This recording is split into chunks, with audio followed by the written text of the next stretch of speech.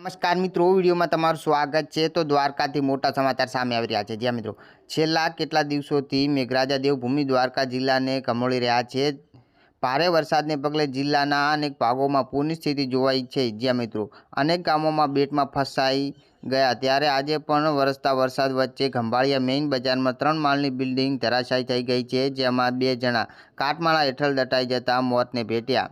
મળતી વિગત અનુસાર આ અંગે પ્રાપ્ત વિગતો મુજબ આજે સાંજના 7 વાગ્યાની આસપાસ ખંભાળિયા મુખ્ય બજારમાં રાધિકા જ્વેલર્સ સામે આવેલા એક જૂના વાણિકા મકાન અચાનક ધરાશાયી થઈ જતા અફરાતફરી મચાઈ હતી, જેમાં મકાનમાં રહેતા 3 લોકો કાટમાળા હેઠળ દટાઈ ગયા હતા, જે પૈકી કેસરબેન જાનકરિયા અને પ્રીતિ જાનકરિયાનું ઘટના સ્થળે જ મોત નીપજ્યું હતું। જ્યાં મિત્રો આગળ વાત કરીએ તો આ બાબતની જાણ થતાં સ્થાનિક વહીવટીતંત્ર તેમજ એનડીઆરએફએ કાફલો ઘટના સ્થળે દોડી આવ્યો હતો।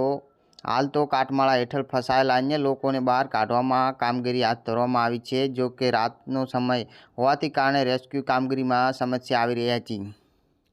મળતી વિગત અનુસાર જણાવી દઈએ કે આજે પણ દેવભૂમિ દ્વારકા જિલ્લામાં સાર્વત્રિક વરસાદ વરસ્યો છે, જે પૈકી દ્વારકામાં સૌથી વધુ 6.25 ઇંચ વરસાદ ખાબક્યો હતો। આ સિવાય ભાણવડમાં 80 કિમી, ખંભાળિયામાં 51 મીમી તેમજ કલ્યાણપુરમાં 46 મીમી વરસાદ નોંધાયો હતો।